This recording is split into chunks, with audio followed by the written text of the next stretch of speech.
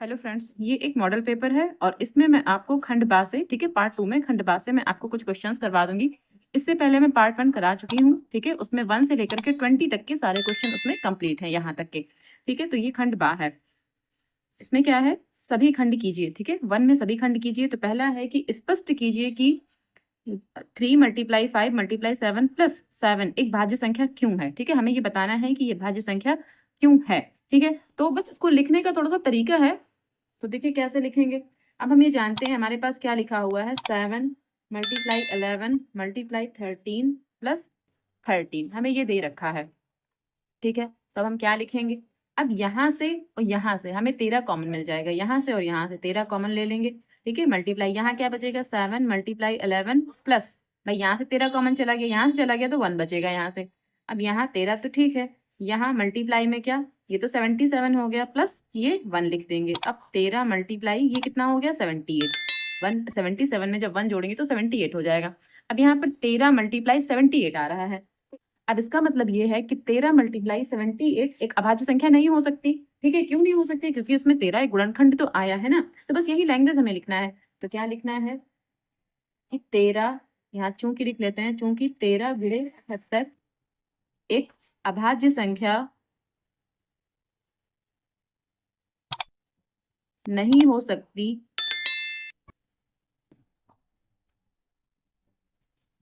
एक अभाज्य संख्या नहीं हो सकती, क्योंकि, ऐसा क्यों, क्योंकि इसमें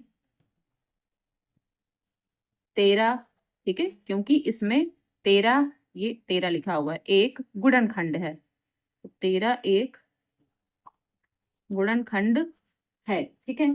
इसमें 13 एक गुणनखंड है। अब हमें क्या लिखना है, जब 13 × 78 एक भाज्य संख्या है। अब जब अभाज्य नहीं, इसका मतलब ये भाज्य है, तो क्या लिखेंगे, जब 13 × 78 एक भाज्य संख्या है, भाज्य संख्या है, तब तब क्या होगा, ये जो संख्या हमें दे रखी थी, क्या 7 × 11 × 13, ये संख्या हमें दे रखी थी ना, प्लस 13, क्या होगा, ये भी तो एक भाज्य संख्या होगी। तो यह भी, ये भी एक भाज्य संख्या ही होगी, भाज्य संख्या ही होगी। तो हमें ये इसमें थोड़ी सी लैंग्वेज लिखना था, ठीक है। तो बस हो गया, इतना ही हमें इसमें एक्सप्लेन करना है। 2 नंबर का क्वेश्चन है, आप उसमें क्या ही ज्यादा एक्सप्लेन करेंगे, तो बस इतना ही करना था, ठीक है। अब चलिए इसी का सेकंड क्वेश्चन देखते हैं। ये का हो गया, अब ये खा में क्या है, cot θ = 7/8। हमको cot θ का मान 7/8 दे रखा है और हमें किसका मान निकालना है, इसका 1 + sin θ, ब्रैकेट में 1 - sin θ, फिर यहाँ 1 + cos θ और दूसरे ब्रैकेट में 1 - cos θ, इसका हमें मान निकालना है, ठीक है। तो यहाँ से डाल देते हैं खा नंबर, आंसर नंबर खा, यहाँ से डाल देते हैं। अब हमें क्या दे रखा है, हमें दिया है cot θ = 7/8, ये हमको दे रखा है और हमें मान किसका निकालना है, हमें मान निकालना है 1 + sin θ और दूसरे ब्रैकेट में 1 - sin θ, बटे में क्या है 1 + cos θ और यहाँ पर 1 - cos θ। अब हम यहाँ फार्मूला लगा सकते हैं। अब यहाँ 1 + sin θ है, यहाँ 1 - sin θ है, तो इसमें फार्मूला लग जाएगा। ये a है, ये प्लस b है, यहाँ पर a - b। तो हम फार्मूला जानते हैं, यहाँ साइड में लिख रहे हैं। फार्मूला क्या होता है कि a + b, a - b, तो इसकी जगह पर क्या लिख देते हैं, a² - b², ठीक है। तो ये हम फार्मूला लिख देंगे यहाँ पर, ठीक। तो अब यहाँ पर भी सेम फार्मूला लगा देंगे, क्या कि 1 का स्क्वायर माइनस sin² θ बटे यहाँ पर 1 का स्क्वायर माइनस cos² θ, यहाँ पर ऐसे लिखेंगे। भाई यहाँ पर भी तो सेम फार्मूला लगेगा। अब यहाँ 1 का स्क्वायर 1 हो जाएगा और sin² θ ऐसे ही लिखा रहेगा। यहाँ पर भी 1 का स्क्वायर 1 और यहाँ क्या cos² θ ऐसे लिखा रहेगा। अब 1 - sin² θ हो जाता है cos² θ, ठीक है। ये फार्मूला होता है कि, अब देखिए फार्मूला मैं यहाँ पर लिखे दे रही हूँ, सबसे अच्छा है। फार्मूला क्या होता है कि sin² θ प्लस cos² θ = 1, ठीक है। ये फार्मूला होता है। अब अगर हमें साइन को यहाँ ले जाएं, ठीक है, अगर हम साइन को यहाँ ले जाते हैं तो यहाँ सिर्फ cos बचेगा, तो cos² θ तो यहाँ बचेगा, और ये साइन जब यहाँ चला जाएगा तो कुछ ऐसे हो जाएगा, ठीक है, ठीक। तो कॉस स्क्वायर थीटा क्या हो जाएगा 1 माइनस साइन स्क्वायर थीटा, यानी 1 माइनस साइन स्क्वायर थीटा की जगह पर कॉस स्क्वायर थीटा लिखा जा सकता है। इसी प्रकार अगर हम ये कहें 1 माइनस कॉस स्क्वायर थीटा, अगर कॉस यहाँ जाएगा तो यहाँ साइन बचेगा, तो 1 माइनस कॉस स्क्वायर थीटा की जगह पर क्या लिख देंगे साइन स्क्वायर थीटा। अब कॉस स्क्वायर थीटा बटे साइन स्क्वायर थीटा, अब हम जानते हैं कि कॉस थीटा बटे साइन थीटा। अब देखिए स्क्वायर कहाँ पर था, स्क्वायर दोनों पे था तो दोनों पे ऐसे स्क्वायर लगा देंगे। अब हम एक फार्मूला ये भी जानते हैं कि कॉस थीटा बटे साइन थीटा ये होता है किसके बराबर, एक मिनट, यहाँ कॉट लिखना था मुझे, ये होता है कॉट थीटा, ठीक है, ये कॉट लिखा हुआ है, ओके, ये होता है कॉट थीटा के बराबर। अगर ऐसे होता साइन थीटा बटे कॉस थीटा, ठीक है, तब ये हो जाता है टैन थीटा, ओके। तो ये करना था हमें। तो अब यहाँ कॉस बटे साइन की जगह पर हम क्या लिख देंगे, हम लिखेंगे यहाँ पर कॉट थीटा, ठीक है, कॉट थीटा लिखेंगे और इसका क्या होल स्क्वायर, भाई यहाँ स्क्वायर है तो यहाँ पर भी होल स्क्वायर हो जाएगा। अब हमारे पास क्या दे रखा है, कॉट थीटा की वैल्यू क्या दे रखी है 7/8। तो यहाँ पर अब हम क्या करेंगे, कॉट की जगह पर क्या रख देंगे 7/8 और इसका क्या कर देंगे होल स्क्वायर, इसका क्या कर देंगे होल स्क्वायर कर देंगे। तो हमारे पास आंसर क्या आएगा 49/64, 7 7 49, 8 8 64। तो जो हमारे पास आंसर आएगा वो 49/64, यानी कि जो हमें इसका मान पूछा था, ठीक है, हमें इसका मान पूछा था तो इसका आंसर यही आ जाएगा क्या कि 1 प्लस साइन थीटा, दूसरे ब्रैकेट में 1 माइनस साइन थीटा और यहाँ पर 1 प्लस कॉस थीटा और दूसरे ब्रैकेट में 1 माइनस कॉस थीटा। इसका जो आंसर आएगा वो ये आएगा 49/64, ये आंसर हो जाएगा, ठीक है। अच्छा, इस सवाल को आप दूसरे तरीके से भी कर सकते हैं। कैसे, पहले आप यहाँ कॉट का मान है, ठीक है, तो आप साइन का मान निकालिए और कॉस का मान निकालिए और इसमें वैल्यू पुट कीजिए, फिर गुणा भाग कीजिए, वो लेंदी हो जाएगा। 2 नंबर में करना है तो आप इस तरह से भी कर सकते हैं इसको, ठीक है। अब इसी का ये गा नंबर है कि दो घनों जिसमें से प्रत्येक का आयतन 64 सेंटीमीटर क्यूब है, ठीक है, दो घन दे रखे हैं जिसमें प्रत्येक का आयतन हमें 64 सेंटीमीटर क्यूब दे रखा है, के संलग्न फलकों को मिलाकर के एक ठोस बनाया जाता है, ठीक है। इससे प्राप्त घनाभ का पृष्ठीय क्षेत्रफल ज्ञात कीजिए। हमें क्या ज्ञात करना है, पृष्ठीय क्षेत्रफल ज्ञात करना है, ठीक, जो घनाभ बनेगा तब पृष्ठीय क्षेत्रफल ज्ञात करना है। तो पहले चित्र बना के आपको समझाते हैं। हमें दो घन दे रखे हैं तो मान लेते हैं कि पहले तो घन बना लेते हैं। तो एक घन तो ये है, दोनों को कैसे रखा गया, सटाकर रखा गया, यानी एक पास ही रखा गया है। तो दूसरा घन भी यहीं पर बनाते हैं।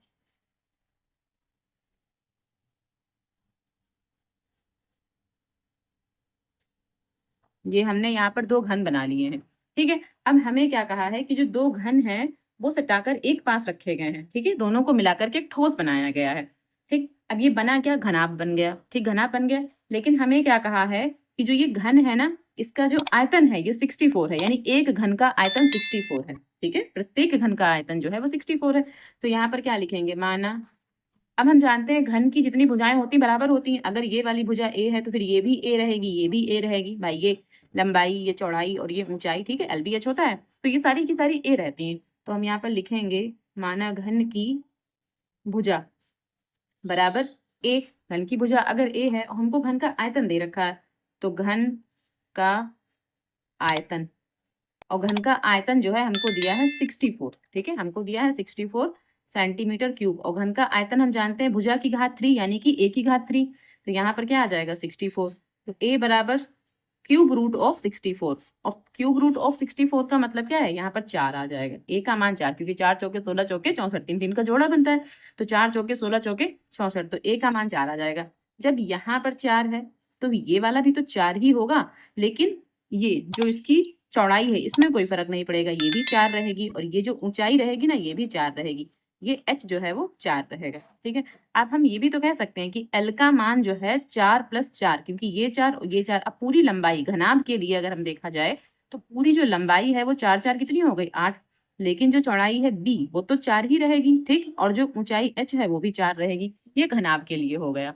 अब हम क्या करेंगे, यहाँ पर लिखेंगे कि घनाभ की लंबाई L बराबर क्या 8, B बराबर 4 और H बराबर भी 4। और हमें क्या निकालना है, हमें निकालना है घनाभ का पृष्ठीय क्षेत्रफल, ठीक है।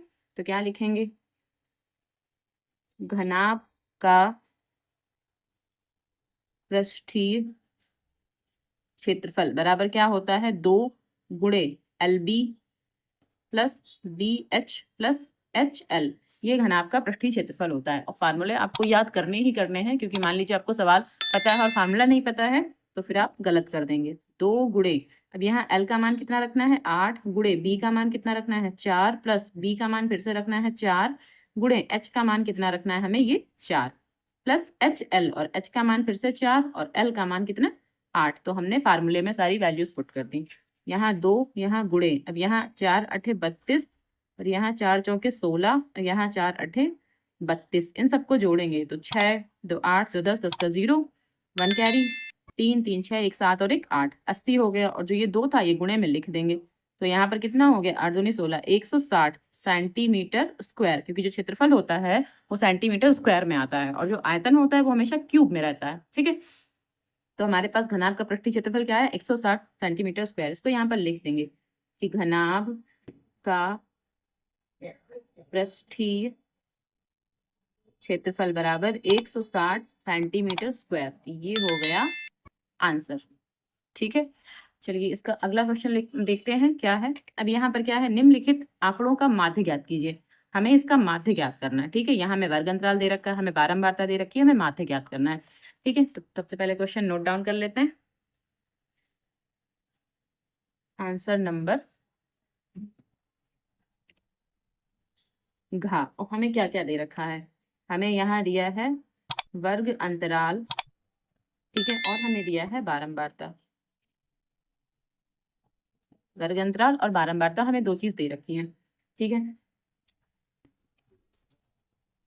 तो वर्ग अंतराल में हमें दिया है 10 से 20, फिर यहाँ 20 से 30, फिर यहाँ 30 से 40 और यहाँ 40 से 50, फिर यहाँ 50 से 60, फिर यहाँ 60 से 70। ये हमको वर्ग अंतराल दे रखा है। अब हमें बारंबारता दे रखी है, तो बारंबारता 2 है, यहाँ 7 है, यहाँ 12 है, यहाँ 15 है और यहाँ 8 है, यहाँ 6 है। ठीक है, ये हमको बारंबारता दे रखी है। तो वर्ग अंतराल है, बारंबारता, हमें वर्ग चिन्ह बनाना होगा।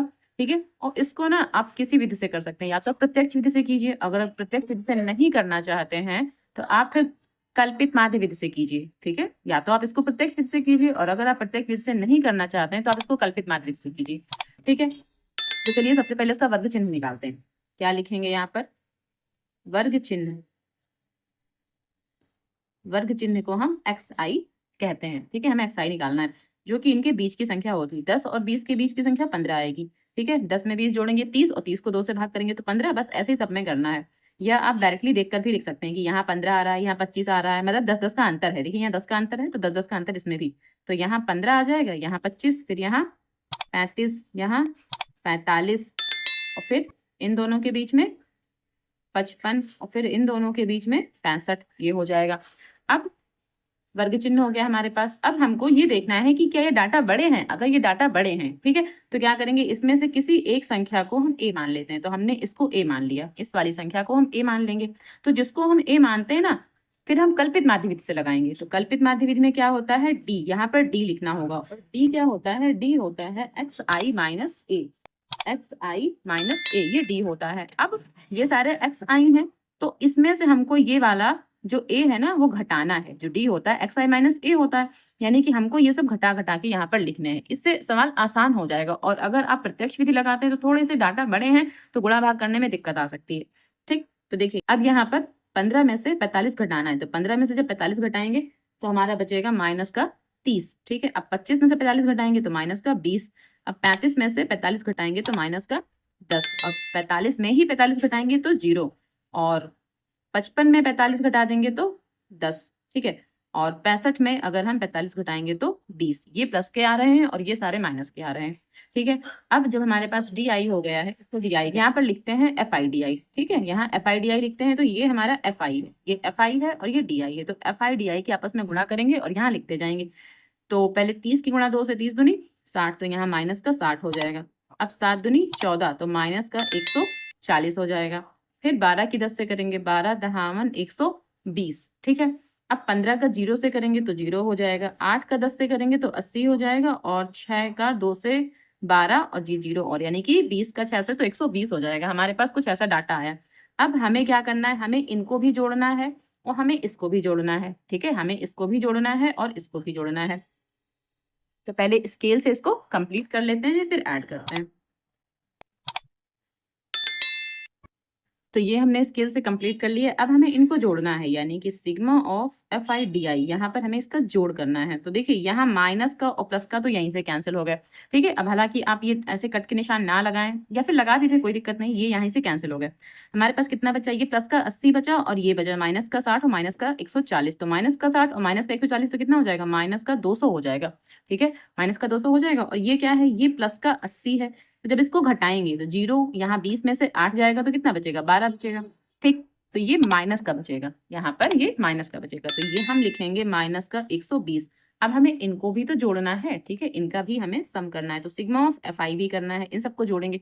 तो कैसे जोड़ेंगे, 7 2 9, 9 2 11, 11 5 16, 16 8 24 और 24 6 30, 30 का 0। अब 3 कैरी हो जाएंगे, तो 1 1 2 और 3 कितने हो गए, 5। तो यहाँ पर 50 हो गया। सिग्मा ऑफ एफ आई जो आया है 50 आया है, sigma of f i d I minus का 120 आया। अब हम कौन सी विधि लगा रहे हैं वो लिखेंगे। यहाँ पर हम कल्पित माध्य विधि का यूज कर रहे हैं, कल्पित माध्य विधि, ठीक है, हम कल्पित माध्य विधि का यूज कर रहे हैं। और कल्पित माध्य विधि हमारी होती क्या है, हम जानते हैं जब भी हमें समांतर माध्य निकालना होगा, समांतर माध्य, तो क्या लिखेंगे, x bar is equals to a plus sigma of f i d i बटे सिग्मा ऑफ एफ आई, ये लिखते हैं। अब ए का मान हमारे पास 45, क्योंकि ए हमने जो 45 मान रखा था ना वही लिखेंगे। तो ए का मान आया है 45 प्लस, अब यहाँ sigma of f i d आई की जो वैल्यू है माइनस की 120 है, माइनस की 120 और बटे में सिग्मा ऑफ एफ आई ये कितना है, 50 है, तो यहाँ पर 50 लिख देंगे। अब 0 से तो 0 हो गया कैंसिल, यहाँ क्या 45, ये प्लस ये माइनस, तो माइनस माइनस का 12 बटे 5, तो यहाँ से 45 माइनस, अब 5 को इससे क्या कर देंगे, डिवाइड कर देंगे।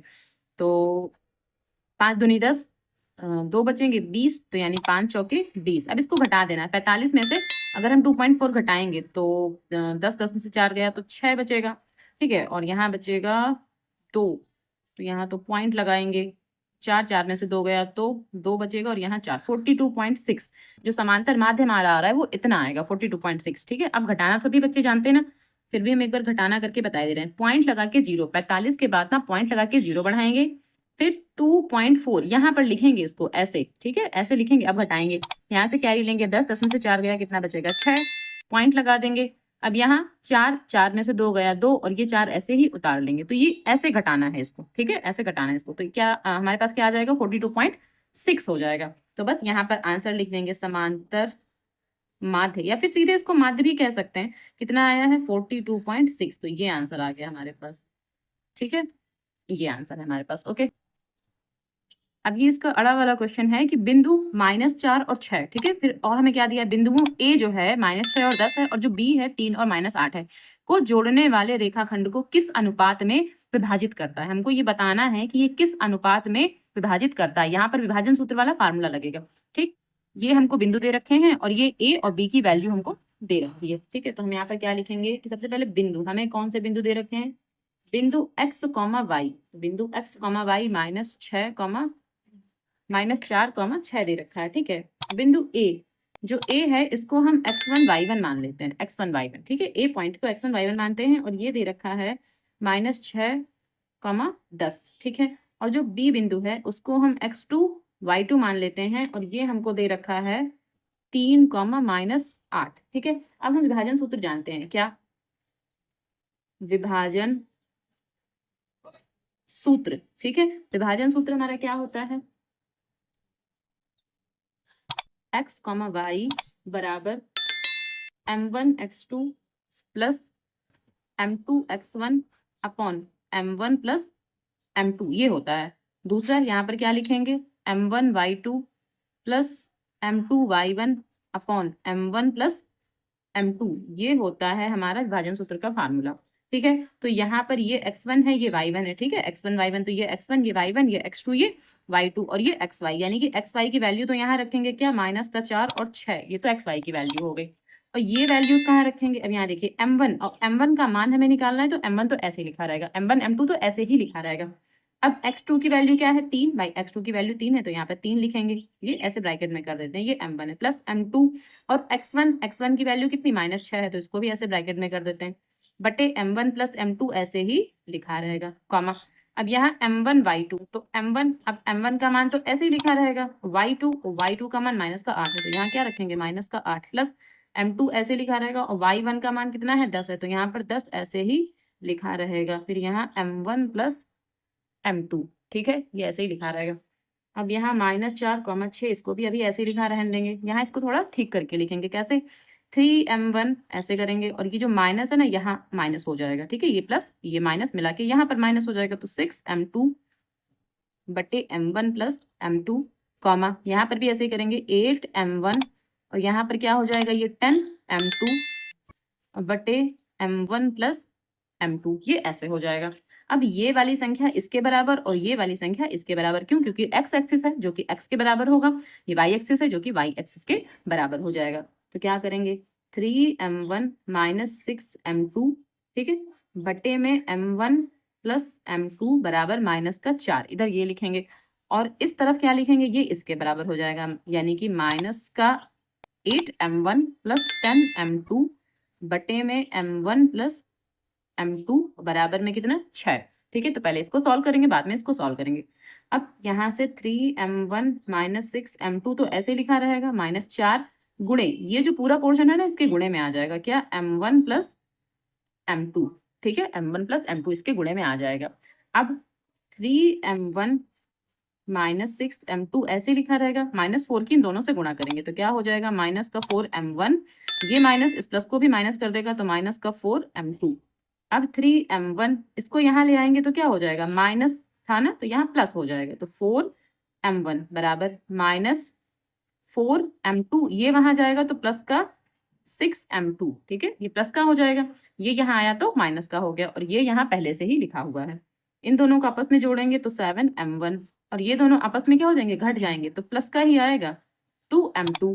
अब m1 यहाँ आ जाएगा, ये m2 इसके बटे में आ जाएगा 2 और ये 7 जो है ये इसके बटे में आ जाएगा, यानी कि m1 अनुपात m2 बराबर आ रहा है 2:7, ठीक है, ये आंसर आया है। तो इससे तो ये आंसर आया, अब हम इससे भी चेक करके देखते हैं क्या यही आंसर आएगा, ठीक है। तो यहाँ क्या माइनस का 8m1 प्लस 10m2 बराबर 6 और ये वाला जो है यहाँ मल्टीप्लाई में चला जाएगा तो मल्टीप्लाई m1 प्लस m2, यहाँ 8m1 प्लस 10m2 बराबर 6m1 प्लस 6m2। अब यहाँ माइनस का 8m1 इसको यहाँ ले आएंगे तो माइनस का 6m1 बराबर ये 6m2 ऐसे लिखा रहेगा, उसको वहां ले जाएंगे तो माइनस का 10m2।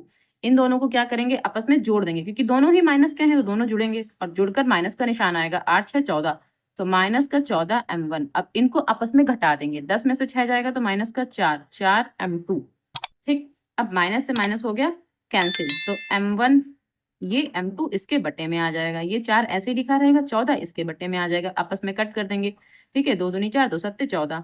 अब m1 बटे m2 बराबर 2/7, इसका मतलब m1 अनुपात m2 बराबर 2:7। सेम वही आंसर आ रहा है यहाँ से भी और वहां से भी, ठीक है। तो जो आंसर हो जाएगा, अब आंसर फाइनल यहाँ पर लिख देंगे, या आंसर आ तो गया ना भी लिखें तो ठीक है, या फिर आप यहाँ पर लिख सकते हैं m1 अनुपात m2 जो है वो 2:7 आ जाएगा, ये आंसर हो जाएगा, ठीक है। अब इसी का ये 4 पार्ट लगाते हैं और इसमें क्या है कि x और y में एक ऐसा संबंध ज्ञात कीजिए कि बिंदु x, y बिंदुओं 3, 6 और -3, 4 से समदूरस्थ हो, यानी कि जो ये वाला बिंदु है ये इससे और ये वाला बिंदु इससे भी, दोनों से जो इसकी दूरी है वो इक्वल दूरी है, बराबर दूरी पर है, ये तो समदूरस्थ बिंदु है ये, ठीक है। तो समदूरस्थ बिंदु के लिए हम क्या लगाते हैं, दोनों की दूरी को बराबर कर देते हैं। तो अगर हम ये मानते हैं तो माना जो ये बिंदु A है, अगर हम A को x, y मान लेते हैं, ठीक है, A बिंदु को x, y मान लेते हैं, अब B बिंदु को हम 3, 6 मान लेते हैं और इसी को हम ना x1, y1 भी मान लेते हैं, x1, y1 मान लेते हैं। और ये C बिंदु है, C बिंदु को हम मान लेते हैं 3, 4 और इसको हम x2, y2 मान लेते हैं, ठीक है, x2, y2 मान लेते हैं। अब हमें ये पता है कि जो A बिंदु है वो B और C से समदूरस्थ है, तो यहाँ पर लिखेंगे कि बिंदु A B तथा C से समदूरस्थ है, समदूरस्थ है। अतः जब ये समदूरस्थ है इसका मतलब कि AB के बीच की दूरी, ठीक है, और AC के बीच की दूरी बराबर होगी। तो पहले AB के बीच की दूरी निकालेंगे और फिर AC के बीच की दूरी, दोनों को बराबर कर देंगे। तो यहाँ पर क्या लिखेंगे, अतः यहाँ लिख लिए, अतः यहाँ ना लिखकर यहाँ लिखते हैं क्या, अतः दूरी AB बराबर दूरी AC, ठीक है, दूरी AB बराबर दूरी AC, ऐसा लिख लेते हैं। अब यहाँ दूरी वाला फार्मूला लगाएंगे। यहाँ पर क्या हो जाएगा, root of x2 minus x1 का होल स्क्वायर प्लस यहाँ से y2 माइनस y1 का होल स्क्वायर। सेम फार्मूला यहाँ पर लगेगा, क्या हो जाएगा, x2 माइनस x1 का whole square plus y2 minus y1 का होल स्क्वायर, ठीक है। अब यहाँ A और सबसे पहले A और B में देखेंगे, क्योंकि यहाँ A और B के लिए लगाना है। ये x1 y1 है और ये x2 y2 है, ठीक है। तो हम ये कह सकते हैं इसमें से ये घटा दें और फिर बाद में इसमें से ये वाला घटा देंगे। तो इसमें से पहले ये घटा लेंगे, तो x माइनस 3, ठीक है, x माइनस 3 का होल स्क्वायर प्लस यहाँ y माइनस 6 कर देंगे, y माइनस 6 का होल स्क्वायर, ऐसा कर देंगे बराबर। सेम अब इसमें से ये वाला घटाते हैं, तो यहाँ क्या लिखेंगे, x माइनस, और माइनस यहाँ पहले से तो प्लस हो जाएगा, तो x प्लस 3 इसका होल स्क्वायर प्लस यहाँ क्या y माइनस 4 का होल स्क्वायर, ठीक है। तो एक बार AB के बीच की दूरी हो गई, फिर एक बार AC के बीच की दूरी हो गई। अब यहाँ दोनों ओर वर्ग करने पर, पहले ऐसा लिख देते हैं, दोनों ओर वर्ग करने पर इससे क्या होगा, ये जो रूट ऑफ है हट जाएंगे। तो दोनों ओर वर्ग करने पर, दोनों ओर वर्ग करेंगे तो जो रूट ऑफ है ये कैंसिल हो जाएंगे। तो यहाँ क्या बचेगा, x माइनस 3 का whole square plus y minus 6 का होल स्क्वायर बराबर x प्लस 3 का whole square plus y minus 4 का होल स्क्वायर। अब ये रूट ऑफ करके दिखाएंगे नहीं, ठीक है, जरूरी नहीं कि रूट ऑफ करके दिखाएं, इतना काफी है।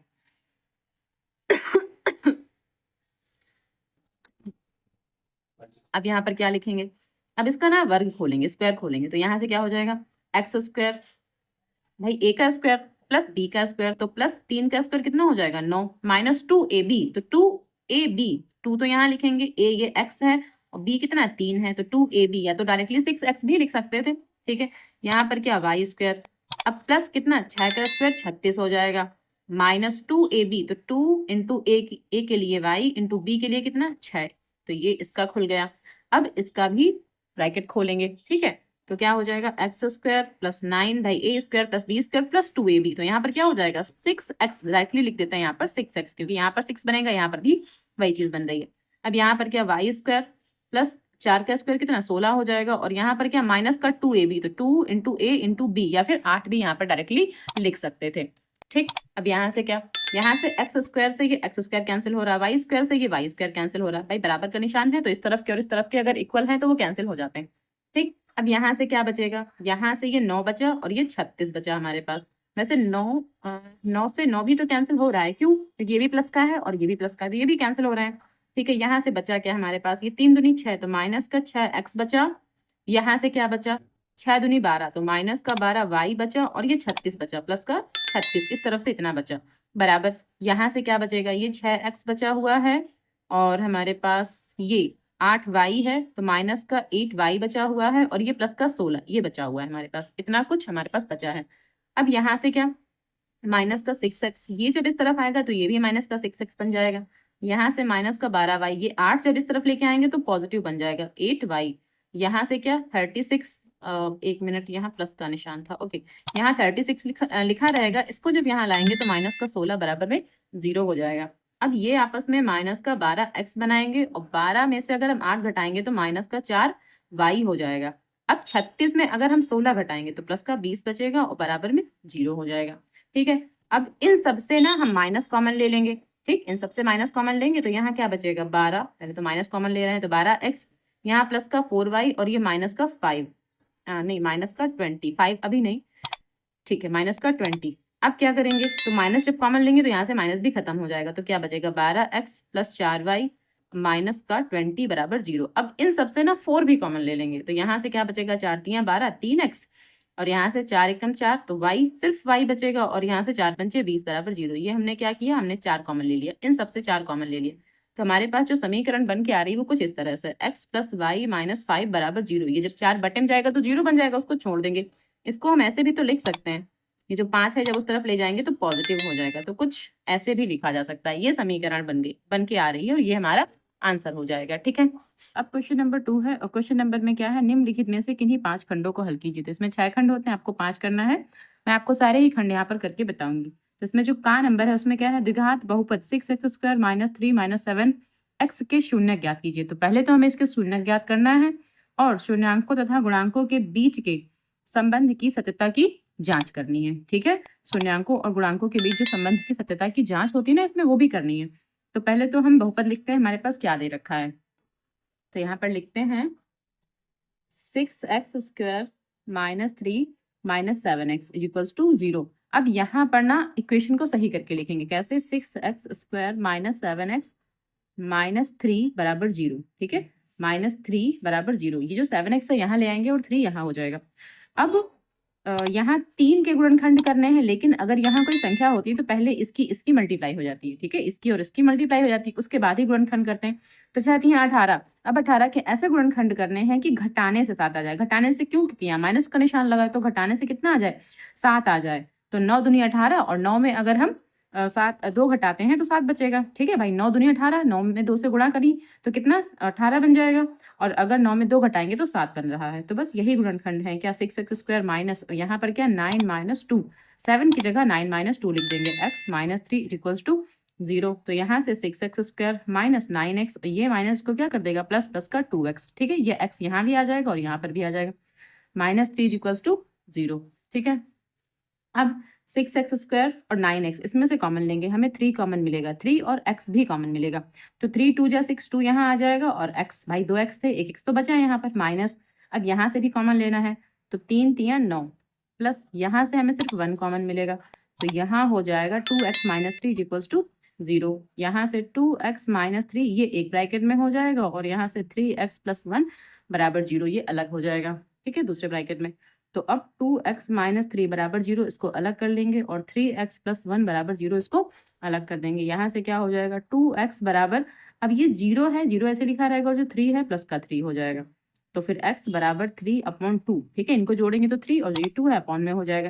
यानी कि एक जो शून्यक है वो ये निकला है और एक और शून्यक यहाँ से निकालेंगे। तो 3x = -1, ये यहाँ जाएगा तो माइनस का बन जाएगा। तो x बराबर -1/3। तो जो 2 शून्यक थे हमारे पास वो ये निकल के आए हैं। तो यहाँ पर लिखेंगे 2 शून्यक बराबर कौन कौन से आए हैं, 3/2, -1/3। ये 2 शून्यक निकल कर आए हैं। तो एक तो ये आंसर हो गया हमारे पास। अब हमें क्या बोला है, सत्यता की जांच करनी है। ठीक है, तो यहाँ से लिखेंगे सत्यता की जांच। सत्यता की जांच में क्या होगा, सबसे पहले हम क्या लिखते हैं, मूलों का या फिर शून्यांकों का, यहाँ पर मूल लिख सकते हैं या शून्यांक। चलिए यहाँ जब हमने यहाँ शून्यांक लिखा है तो यहाँ पर भी शून्यांक लिख देंगे। तो शून्यांकों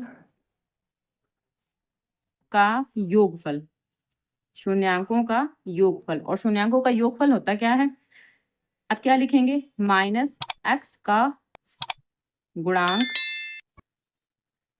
बटे x² का गुणांक। ठीक है, -x का गुणांक बटे x² का गुणांक, ये होता है शून्यांकों के योगफल का फार्मूला। अब यहाँ से देखिए गुणांक हमारे पास क्या है, तो x का गुणांक हमारे पास क्या है, x का गुणांक है -7, x के आगे -7 लिखा है तो x का गुणांक है -7 और x² का गुणांक है कितना, 6। तो बस यही लिखना है यहाँ पर, क्या यहाँ माइनस तो पहले से है और -7 और है और बटे में क्या यहाँ पर 6 हो जाएगा। यानी कि इस तरफ तो हो रहा है हमारा प्लस का 7/6। अब इधर भी तो इतना ही आना चाहिए ना, प्लस का 7/6। ये कैसे करेंगे, जो शून्यांक हमारे पास आए उनका योगफल करेंगे। तो क्या, यहाँ से 3/2 प्लस और यहाँ क्या माइनस का 1/3। अब ये माइनस इस प्लस को क्या कर देगा, माइनस कर देगा। तो 3/2 - 1/3, इन दोनों का एलसीएम ले लेंगे। तो एलसीएम में आएगा 6। यहाँ से 3 एकम 3, यहाँ 3 3 9, भाई यहाँ गुणा होगी तो 3 3 9 और यहाँ 2 एकम 2, तो 9 - 2, यहाँ से क्या बचेगा 7/6 और यहाँ से भी 7/6। तो एक तो हमारा प्रूव्ड हो गया, यानी कि फर्स्ट हमने प्रूव कर लिया कि शून्यांकों का जो योगफल होता है, ठीक है, उसको हमने प्रूव करके दिखा दिया कि वो इक्वल आ रहा है हमारा। दूसरा जो है, अब क्या, शून्यांकों का गुणनफल। तो शून्यांकों का गुणनफल, और शून्यांकों का गुणनफल होता क्या है, अचर पद और बटे में क्या होगा, x² का गुणांक, ठीक है। तो यहाँ शून्यांकों का जो गुणनफल है, गुणनफल क्या होगा, 3/2 गुणे -1/3, ये तो गुणनफल हो जाएगा। यहाँ से अचर पद और एक्स स्क्वायर का गुणांक देखना है हमें। देखिए यहाँ से देखेंगे, कहाँ से, यहाँ से देखेंगे। अचर पद हमारा -3 है और जो एक्स स्क्वायर का गुणांक है वो 6 है। ठीक है, तो यहाँ पर हम क्या लिखेंगे, जो अचर पद है वो हमारा -3 है और एक्स स्क्वायर का गुणांक कितना, 6 था। इसको कट कर लेंगे, 3 एकम 3, 3 दूनी 6। यहाँ से 3 से 3 कैंसिल हो चुका है, तो यहाँ से क्या बचा है, -1/2 और यहाँ से भी वही -1/2। तो बस यहाँ पर भी हो गया और यहाँ पर भी हमारा इक्वल आ गया, यहाँ पर भी इक्वल आ गया। ये हमारा प्रूव्ड हो गया। तो बस इतना ही हमको करके दिखाना था। क्या, इसमें 2 शून्यक निकालने थे, वो हमने निकाले। सत्यता की जांच करनी थी, वो भी हमने की। ठीक है, इतना ही हमें इस सवाल में करना था। चलिए इसका अगला देखते हैं, अगला क्या है। अब इसी दूसरे का ये खा नंबर है कि दो संख्याओं के वर्गों का अंतर 180 है। छोटी संख्या का वर्ग बड़ी संख्या का 8 गुना है। ठीक है, दो संख्याओं के वर्गों का अंतर है वो 180 है और छोटी संख्या का जो वर्ग होगा वो बड़ी संख्या का 8 गुना होना चाहिए। दोनों संख्याएं ज्ञात करनी है कि दोनों संख्याएं क्या हैं। ठीक है, तो यहाँ पर हम मान लेंगे छोटी संख्या को x और बड़ी संख्या को y मानते हैं। तो क्या लिखेंगे, माना छोटी संख्या बराबर x और बड़ी संख्या बराबर क्या, y मान लेते हैं। अब प्रश्नानुसार हमको क्या कहा है, प्रश्नानुसार, तो प्रश्नानुसार हमको कहा है कि दो संख्याओं के वर्गों का अंतर, ठीक है, वर्गों का अंतर कहा है, यानी इसका वर्ग और इसका वर्ग, इन दोनों का अंतर। तो y² माइनस x² बराबर कितना हो जाएगा, 180। अब बड़ी संख्या से ही छोटी संख्या घटाएंगे, हमने इसको बड़ी संख्या माना है, तो यहाँ पर हम ये लिख सकते हैं जो y है वो बड़ी संख्या है x से। ठीक है, यहाँ हम साइन लगा के ये बता देंगे कि y बड़ा है x से।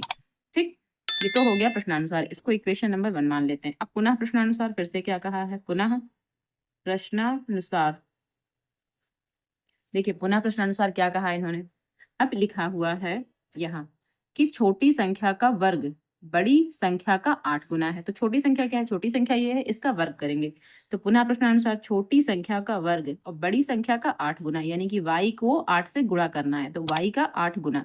ठीक है, ये y है, y का 8 गुना हो गया। इसको इक्वेशन नंबर 2। अब एक्स स्क्वायर की जगह पर, यानी कि यहाँ पर इसकी जगह पर क्या रखेंगे, 8y रख देंगे। ठीक है, इसकी जगह पर क्या, 8y रखेंगे। तो यहाँ क्या लिखेंगे, y² माइनस, और यहाँ पर क्या लिख देंगे, 8y और बराबर में 180 ऐसे लिखा रहेगा। ये कहाँ से आया, समीकरण 1 व 2 से। यहाँ पर लिख भी देंगे समीकरण 1 व 2 से। ठीक, अब यहाँ से क्या हो जाएगा, y² माइनस 8y माइनस 180। ठीक है, ये जो है 180 इस तरफ ले आएंगे तो क्या हो जाएगा, माइनस का 180 हो जाएगा। अब हमें 180 के ऐसे फैक्टर करने हैं, यहाँ तो 0 हो जाएगा। अब 180 के ऐसे फैक्टर करने हैं कि घटाने से कितना आ जाए, 8 आ जाए।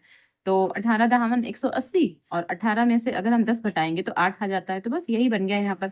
अब यहाँ क्या हो जाएगा, 18 माइनस 10। ठीक है, y माइनस 180 बराबर में 0 हो जाएगा। y² माइनस 18y, अब यहाँ minus minus plus 10y minus 180 बराबर में क्या हो जाएगा, 0 हो जाएगा इन दोनों से। और इन दोनों से हमें कॉमन लेना है, तो जब इन दोनों से कॉमन लेंगे तो y कॉमन मिलेगा, यहाँ y माइनस 18 प्लस यहाँ 10 कॉमन मिलेगा, यहाँ y माइनस 18 बराबर में 0। ये और ये एक ब्रैकेट में कर लेंगे, y माइनस 18 और दूसरे ब्रैकेट में y प्लस 10 बराबर में क्या, 0 हो जाएगा। यहाँ से y बराबर 18 हो जाएगा, यहाँ से y बराबर क्या, माइनस का 10 हो जाएगा। ठीक है, तो ये निगेटिव वाली संख्या नहीं लेंगे, ये पॉजिटिव वाली संख्या हमको लेनी है। जब y का मान 18 आया है, ठीक है, y का मान 18 है, तो फिर x का मान क्या हो जाएगा, यहाँ y का मान रखेंगे और x का मान निकालेंगे। ठीक है, तो अब क्या लिखेंगे, समीकरण सेकंड से, समीकरण सेकंड से क्या, x² बराबर 8y, ये था हमारे पास। तो यहाँ x² बराबर 18 अट्ठे 144, यहाँ 18 रख दिया y की जगह, तो ये हो गया 18 अट्ठे 144। तो x बराबर रूट ऑफ 144, इसका मतलब कितना आया है, ये 12। ठीक है, ये कितना आया, 12 आया हमारे पास। तो जो बड़ी संख्या, जो छोटी संख्या आ रही है हमारे पास वो 12 आ रही है और जो बड़ी संख्या आ रही है वो 18 आ रही है। ठीक है, तो यहाँ पर क्या लिखेंगे कि छोटी संख्या बराबर 12 और बड़ी संख्या बराबर कितनी, 18। ये आंसर हो गया हमारे पास। ठीक है, ये आंसर हो गया हमारे पास। तो सिंपल सवाल था, इस तरह के क्वेश्चन पेपर में आ सकते हैं। ठीक है। अब इसी का ये क्वेश्चन नंबर ग है। सिद्ध कीजिए कि किसी वृत्त के किसी व्यास के सिरों पर खींची गई स्पर्श रेखाएं समांतर होती हैं। ठीक है, यानी कि जो वृत्त होगा उसका जो भी एक व्यास बनेगा, ठीक है, व्यास चाहे ऐसे बनाए चाहे ऐसे बनाए, जो भी व्यास होगा उसके सिरों पर जो रेखाएं खींची जाएंगी वो समांतर रेखाएं हैं। ये हमको प्रूफ करके दिखाना है। ठीक है, तो चलिए लगाते हैं, कैसे लगेगा। अब मान लीजिए हम यहाँ पर एक अपना वृत्त बना लेते हैं। ये हमने एक वृत्त बना लिया। ठीक है, अब ये हमने इसका व्यास बना लिया, ये हमने व्यास बना लिया, और ये हमारा पी क्यू व्यास हो गया। ये इसका सेंटर पॉइंट ओ हो गया, और ये हमने दो स्पर्श रेखाएं खींच दी। ठीक है, ये दो स्पर्श रेखाएं खींच दी, इसको सी डी मान लिया और इसको हमने ए बी मान लिया। ठीक है, ये ए बी हो गया, ये सी डी हो गया। अब हम लिखेंगे, हम जानते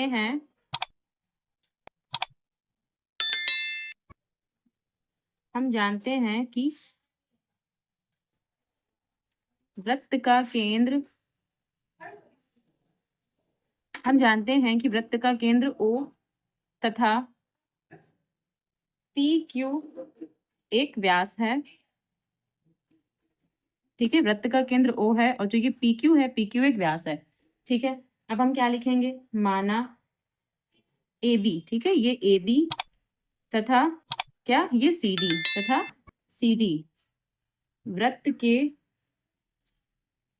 व्यास पी क्यू, जो वृत्त का व्यास ये पी क्यू है, तो ये चित्र यहां से इसको अलग कर देते हैं। ठीक है, तो वृत्त के जो व्यास पी क्यू है, वृत्त के व्यास पी क्यू के सिरों पर खींची गई क्या है, स्पर्श रेखाएं हैं। ठीक है, तो वो लैंग्वेज तो हमें लिखनी पड़ेगी ना, स्पर्श रेखाएं हैं। ठीक है, अब हम क्या लिखेंगे, चूंकि वृत्त की स्पर्श रेखा, ये हम जानते हैं कि जो वृत्त की स्पर्श रेखा होती है वो स्पर्श बिंदु से जाने वाली त्रिज्या पर लंब होती है, ये भी हम जानते हैं। ठीक है, लंब होती है। वृत्त की जो भी स्पर्श रेखा होती है, वृत्त की जो भी स्पर्श रेखा होती है, स्पर्श बिंदु से जाने वाली त्रिज्या पर वो लंब होती है। ठीक, तो हम ये कह सकते हैं कि जो पी क्यू है, ठीक है, इसमें देखिए जो ये पी क्यू है, सबसे पहले तो वो ए बी पर लंब है, तो पी क्यू जो है वो लंब है ए बी पर, हम ये कह सकते हैं। जब हम ये कह सकते हैं, इसका मतलब ये है कि ए पी क्यू, ठीक है, ए पी क्यू ये 90 डिग्री का एंगल बनेगा, बराबर 90 डिग्री, ये इक्वेशन नंबर 1 हो जाएगा। इसी प्रकार हम ये भी तो कह सकते हैं, तथा हम ये कह सकते हैं कि दोबारा ये जो पी क्यू है, ठीक है, या फिर क्यू पी कह लें या पी क्यू कह लें, वो सी डी पर भी तो लंब है, तो जो पी क्यू है वो लंब है सी डी पर। तो इसका मतलब ये है कि पी क्यू डी, ठीक है, पी क्यू डी ये वाला एंगल, ये भी तो 90 डिग्री का एंगल है, तो ये भी 90 डिग्री का एंगल है, और ये इक्वेशन नंबर 2 हो जाएगी। अब हम समीकरण फर्स्ट व सेकेंड से, समीकरण फर्स्ट और सेकेंड से ये कह सकते हैं कि एंगल ए पी क्यू बराबर है एंगल पी क्यू डी के, ये दोनों एंगल बराबर हैं, और ये क्या है, ये संगत कोण भी हैं। ठीक है, ये संगत कोण है, ये संगत कोण भी बना रहे हैं और दोनों एंगल बराबर हैं। तो हम ये कह सकते हैं, अतः जो ए बी होगा वो पैरेलल होगा किसके, सी डी के। ठीक है, जो ये ए बी है वो सी डी के पैरेलल होगा, क्योंकि जब ये कोण संगत कोण है और इक्वल है, 90 डिग्री के हैं दोनों, तो ये दोनों पैरेलल हैं। ठीक है, ए बी और सी डी पैरेलल हैं। अब लास्ट में एक लैंग्वेज लिख देंगे कि इस अतः किसी भी वृत्त के किसी व्यास के सिरों पर खींची गई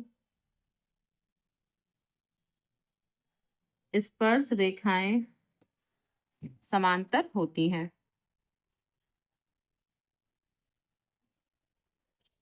ठीक है, ये प्रूफ हो गया, यहाँ पर प्रूफ्ड लिख देंगे। चलिए अगला क्वेश्चन देखते हैं क्या है। अब इसका ये क्वेश्चन नंबर घ है। इसमें क्या है, सिद्ध कीजिए कि किसी बाह्य बिंदु से किसी वृत्त पर खींची गई स्पर्श रेखाओं के बीच का कोण स्पर्श बिंदुओं को मिलाने वाले रेखाखंड द्वारा केंद्र पर अंतरित कोण का संपूरक होता है। ये हमें सिद्ध करना है। ठीक है, तो सिंपल सवाल है, प्रूफ करने वाला सवाल है। ठीक है, तो मैं आपको समझाती हूँ कैसे करना है। देखिए, सबसे पहले ना हम यहाँ पर एक चित्र बना लेंगे। तो ये हमने कोई वृत्त बना लिया। ठीक है, ये हमने कोई वृत्त बना लिया। अब यहाँ पर जो सेंटर पॉइंट है वो ओ रहेगा हमारे पास, और कोई बाह्य बिंदु लेना है तो बाह्य बिंदु क्यू रहेगा हमारे पास। ठीक है, बाह्य बिंदु क्यू रहेगा। अब स्पर्शी खींचेंगे, यहाँ से इस पर स्पर्शी ऐसे और यहाँ से स्पर्शी ऐसे, तो हमने यहाँ पर स्पर्शी रेखाएं खींची हैं। अब ये यहाँ पर टच होगा और ये बिंदु यहाँ पर टच हो रहा है। ठीक है, एक यहाँ पर और एक यहाँ पर। इसको मान लेते हैं पी, इसको मान लेते हैं क्यू। तो यहाँ से यहाँ तक त्रिज्या हो जाएगी और यहाँ से यहाँ तक भी त्रिज्या हो जाएगी, और यहाँ जो एंगल बनता है वो 90 डिग्री का एंगल बनता है। यहाँ पर भी जो एंगल बनता है वो 90 डिग्री का एंगल बनता है। तो ये तो हमारे पास चित्र हो गया। ठीक है, यहाँ हमें आर बनाना है। एक मिनट, यहाँ पी, यहाँ क्यू, यहाँ आर। ठीक है, आर बनेगा। तो अब इसमें लैंग्वेज हमें क्या लिखना है? हम लिखेंगे वृत्त का केंद्र ओ तथा, ये माना। ठीक है, तो एक बार माना भी लिख लेते हैं। यहाँ पर हमने माना वृत्त का केंद्र ओ तथा स्पर्श रेखाएं, और स्पर्श रेखाएं हमारे पास क्या है? क्यू पी तथा क्यू आर, ये हमारे पास स्पर्श रेखाएं हैं। ठीक है, क्यू पी और क्यू आर ये स्पर्श रेखाएं हैं। तो यहाँ पर लिखेंगे। अब क्या लिखेंगे? ओ पी तथा ओ आर। ठीक है, ये ओ पी और ओ आर ये वृत्त की त्रिज्याएं हैं। तो ओ आर क्या है? वृत्त की त्रिज्याएं हैं। त्रिज्याएं हैं। अब क्या लिखेंगे? अब जो ये ओपी है वो किस पर? पी क्यू पर परपेंडिकुलर है। जो ओपी है वो पी क्यू पर परपेंडिकुलर है। तो क्या लिखेंगे अब? OP perpendicular P Q. ठीक है, ये इस पर लंबवत है। तो जब ये लंबवत है यानी कि ये एंगल 90 डिग्री का है, तो इस हिसाब से हम कह सकते हैं कि ओ पी क्यू 90 डिग्री है। ओ पी क्यू ये वाला एंगल 90 डिग्री, तो हमने यहाँ पर 90 डिग्री का एंगल दिखा दिया। इसी प्रकार हम कह सकते हैं कि जो ओ आर है वो आर क्यू पर लंबवत है। ठीक है, तो अब लिखेंगे कि जो ओ आर है वो लंबवत है आर क्यू पर। तो हम कह सकते हैं कि ओ आर क्यू ये वाला एंगल, ठीक है, ओ आर क्यू, आर वाला जो एंगल है वो 90 डिग्री है। तो ओ आर क्यू ये क्या है? ये 90 डिग्री का एंगल है। ठीक है, ये वाला। अब हम जानते हैं कि ये पूरा एक चतुर्भुज बन रहा है। ये वाला ऐसे देखा जाए तो चतुर्भुज है। तो यहाँ पर क्या लिखेंगे अब? चतुर्भुज। आपको चतुर्भुज कौन सा है? O P Q R. चतुर्भुज ओ पी क्यू आर में ओ पी क्यू आर इसमें हमें लेना है। तो इसमें हम क्या लेंगे?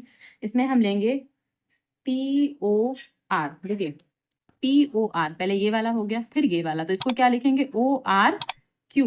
तो plus O R Q plus, अब क्या लिखेंगे यहाँ पर?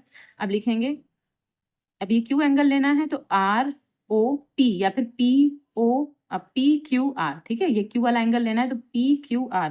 तो angle P Q are plus, अब ये एंगल लेना है तो इसके लिए क्या लिखेंगे? O P Q. तो plus angle O P Q बराबर कितना हो जाएगा? 360 डिग्री, क्योंकि चतुर्भुज के चारों कोणों का जो योग होता है वो 360 डिग्री होता है। तो लिख लेंगे। अब ओ पी आर, ये तो ओ पी आर तो ऐसे लिखा रहेगा। ठीक है, ये जो पी ओ आर है, ठीक है, ओ पी आर नहीं पी ओ आर, ये ऐसे लिखा रहेगा, ये वाला ऐसे लिखा रहेगा। बाकी इनकी इनकी वैल्यू यहाँ पर रख दी जाएंगी। इसकी वैल्यू हमको पता है ओ आर क्यू ये 90 डिग्री है, तो यहाँ पर 90 डिग्री हो जाएगा। प्लस अब ये पी क्यू आर ये भी ऐसे लिखा रहेगा, पी क्यू आर प्लस ये भी 90 डिग्री है, इसको भी 90 डिग्री लिख देंगे। बराबर में क्या हो जाएगा? 360। तो पी ओ आर प्लस ये वाला पी क्यू आर प्लस यहाँ कितना हो जाएगा? 90 90 180 हो जाएगा, और यहाँ पर क्या हो जाएगा? 360। अब P O R plus P Q R बराबर 360, ही 180 वहां जाएगा तो माइनस का हो जाएगा।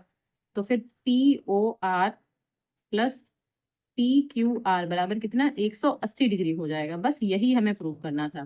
ठीक है, बस यही हमको प्रूव करना था, और यहाँ पर प्रूफ डाल देंगे। और चाहे तो ये जो क्वेश्चन में लैंग्वेज होती है एक बार पूरी लैंग्वेज लिख देंगे फिर प्रूफ डाल देंगे, दोनों बातें एक ही है। ठीक है, तो अब इसका ये अड़ा नंबर लगाते हैं। इसमें क्या है कि एक थैले में 3 लाल 5 काली गेंदें हैं। ठीक है, 3 लाल गेंद है, 5 काली गेंदें हैं। इस थैले में से एक गेंद यादृच्छा निकाली जाती है। इसकी क्या प्रायिकता है कि गेंद लाल हो? हमें बताना है कि क्या प्रायिकता है कि गेंद लाल हो, दूसरी लाल नहीं हो। ठीक है, तो अब इसका वही करते हैं, आंसर नंबर अड़ा लगाते हैं इसका। ठीक है, तो हम जानते हैं कि हमारे पास लाल गेंदें कितनी हैं, 3। तो लाल गेंदें बराबर 3 और काली गेंदें बराबर 5। तो काली गेंदें बराबर कितना, 5 लिख देंगे।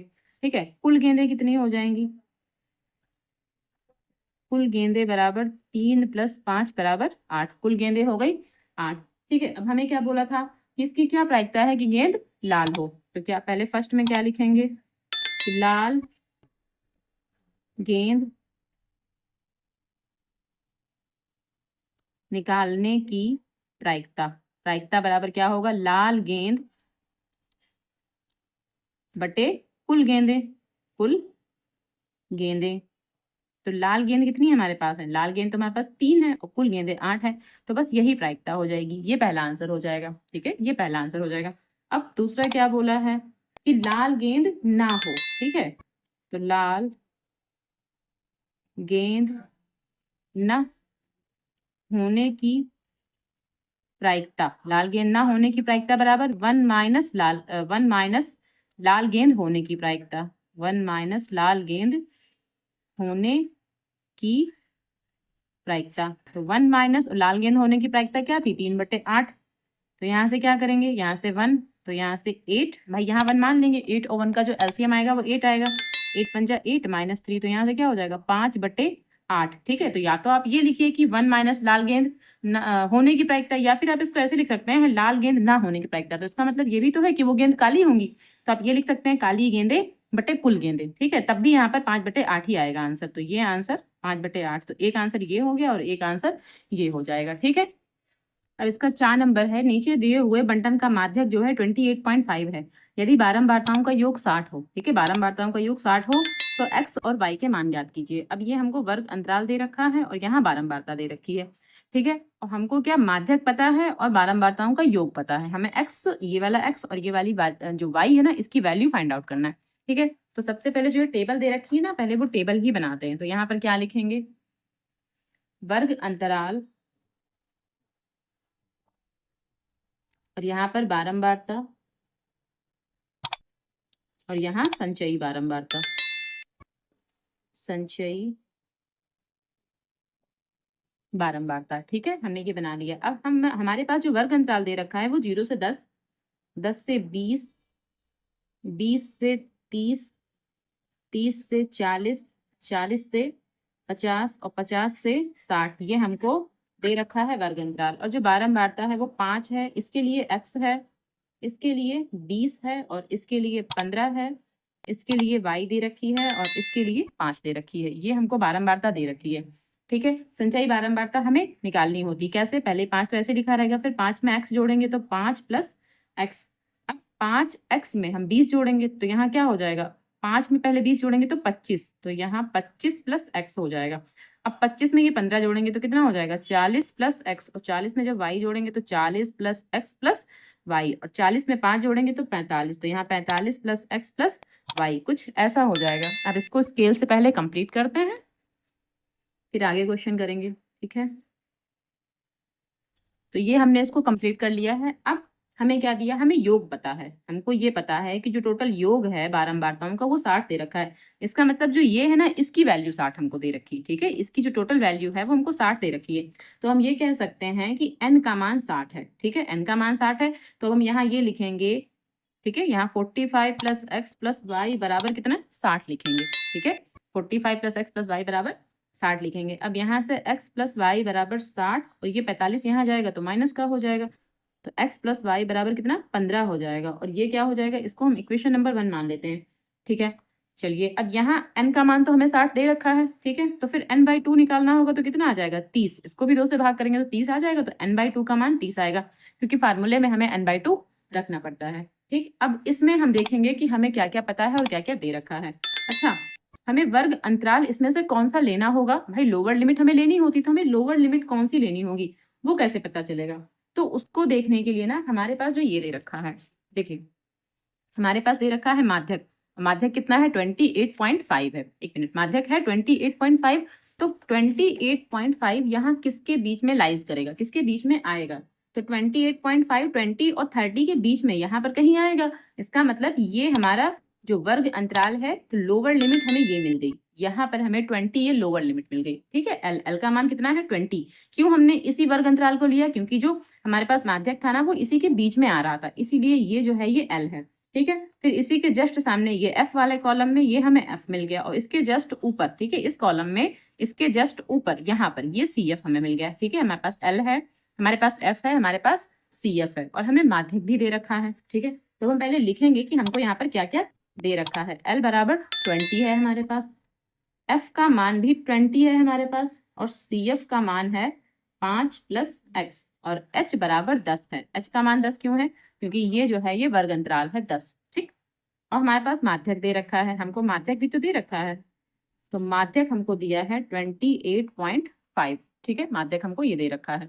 अब हम फार्मूला लगाएंगे माध्यक वाला, तो माध्यक बराबर L plus n/2 minus c f upon f और ब्रैकेट में h। माध्यक की जगह यहाँ पर क्या लिखेंगे, यहाँ लिखेंगे 28.5। ठीक है, ये माध्यक की जगह 28.5 हमने लिखा, बराबर, और L का मान कितना है हमारे पास 20, तो 20 लिख देंगे। n/2 हमारे पास 30 है, 30 लिखेंगे, और यहाँ पर 5 प्लस एक्स ऐसे ब्रैकेट में लिखेंगे। ठीक है, और f का मान कितना है 20, तो यहाँ पर भी 20 लिख देंगे। h का मान 10 है, अब यहाँ 0 से 0 तो हो गया कैंसिल। ठीक, अब यहाँ देखिए 28.5 की जो 20 है यहाँ ले आएंगे तो माइनस का हो जाएगा, बराबर, यहाँ से ब्रैकेट खोलेंगे 30 माइनस 5, और ये माइनस का x हो जाएगा बटे में 2। ठीक है, इसको घटा देंगे तो 28.5 में से अगर हम 20 घटाएंगे तो कितना बचेगा हमारे पास 8.5। ठीक है, 8.5। ओके, अब यहाँ से कितना, इसको आपस में घटा देंगे तो कितना बचेगा 25 माइनस एक्स बटे में 2। अब ये 2 जो है ये इससे गुणा कर लेगा। ठीक, तो 8.5 मल्टीप्लाई 2, और यहाँ से बचा 25 माइनस एक्स, इन दोनों की जब गुणा कराएंगे तो 17.0, 25 माइनस एक्स। ठीक, अब देखिए